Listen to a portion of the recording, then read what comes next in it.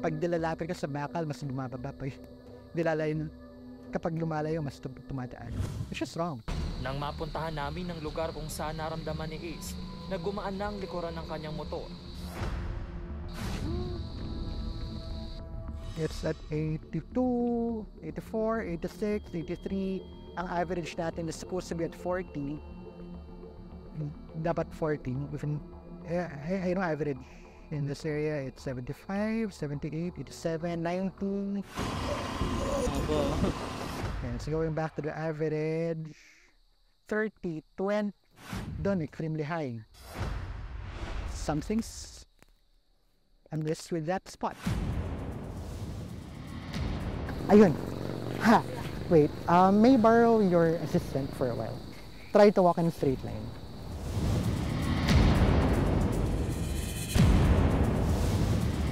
Okay, what do you feel? May malamig. Parang malahangin lang po, malamig. Walk towards me, and then just feel.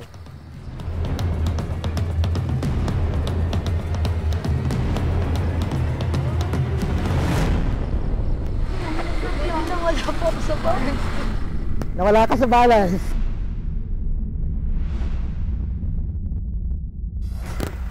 Exactly. Nawala ako sa balance. Nawala ka sa balance sa part na yun. Opo. Bingo. Matapos ang halos 1 oras at 40 minuto na pagsusuri ni Sir Adam dito sa lugar, malalaman na natin ngayon kung ano yung nakita niya at ano yung naging resulta. Sir, ano po ba yung nakita niyo dito sa lugar kung saan nangyari insidente? Ang nakakatuwa dito is lahat or halos karamihan are on the way out in that particular spot na paulit-ulit. Nagmumulto ba siya dahil may problema? Wala. Pero ang basic rule dyan, magmumulto lang ang isang multo kung meron siyang gustong iparating na mensahe.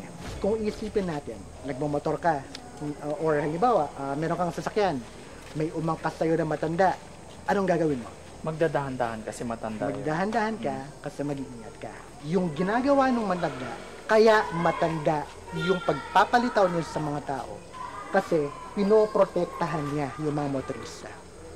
Every time lumilitaw yung matanda, she is preventing an accident.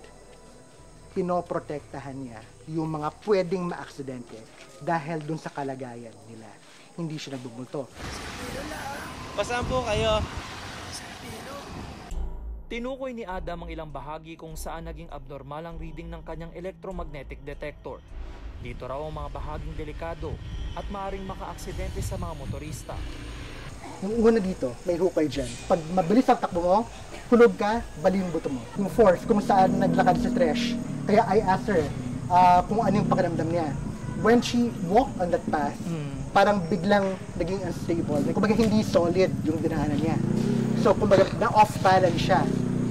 Pag mabilis ang takbo mo, lalo na sa motor, game over ka din sa part na yan. Yung matanda, may matanda talaga dito sa lugar na to. I wouldn't even call her matanda eh. Kasi if you think about it, kung bata ang umangkas, How do you call her? a thing, an entity, a being, a benevolent force. There have been legends na meron daw nagbabantay doon sa mga bundok and everything. You could even call her a diwata or whatever. There are many names. Sa puntong ito, inamin ni Ace na medyo nakainom siya bago magmaneho ng motor. Pero hindi naman daw siya lasing. Sir, after finding out ko ano po yung sinabi ni Sir Adam, ano po reaksyon niyo ngayon? Nakahinga na ba kayong maluwag? Opo, ayun. At least po nalaman ko yung totoo na yung message po talaga sa akin na kung ano man po siya. At yun, lumiwanag din po sa akin na hindi po pala siya para manakot. Kundi po para i-guide tayo. Para sa simbahan, wala sa kanilang turo ang ideya ng mga multo o ghost. Pero sa mga ganitong nakuhanan di umano ng video, mabuting suriin muna kung ito ay tunay o hindi. Dahil maaari itong maging sanhi ng pagkalito sa pananampalataya ng marami sa atin. Totoong merong nakaka-capture na ganitong paranormal events eh.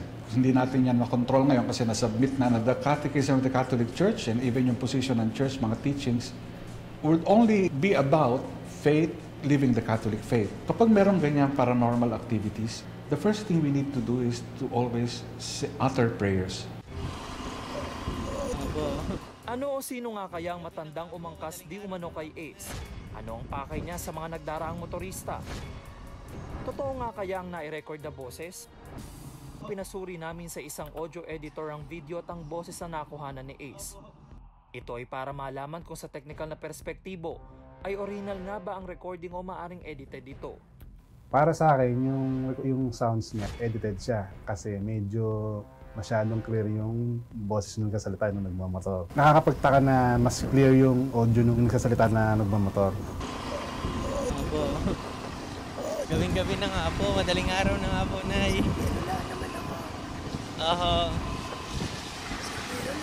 Sa ganun kasi dapat medyo malakas yung engine nung tuloy ng engine. Ilatag natin yung clear caption, ay yung motor lang na record niya, kunyari ganyan.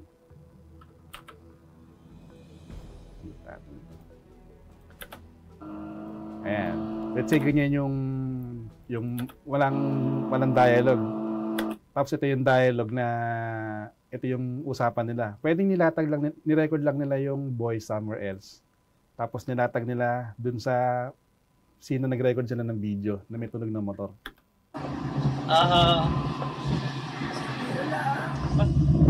Madaling i-simulate to kung gagamit ka ng mga tulad ng pag-edit na ganyan. Ilalatag mo lang siya ng ganyan, magkahiwalay na track. Kasi pagka pinrate mo na yan pwede mo nang gawa ng metadata kung anong oras. Kunyari, anong oras mo ni-record kuno, gabi or madaling araw. Ayun, bali, nasa sa inyo naman po kung maniniwala nga kayo o hindi. Pero kapag dumating po kayo sa point na nandun na kayo sa moment na yun, maniniwala na po kayo. Pero yun nga po, raw video po yun, original video, unedited po. Magkakaiba man ang pananaw tungkol sa mga umano'y hindi nakikitang nilalang.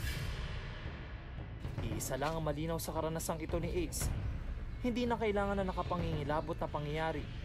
Para ipaalala ang kailangan maging responsableng driver at palaging mag-iingat sa pagmamaneho.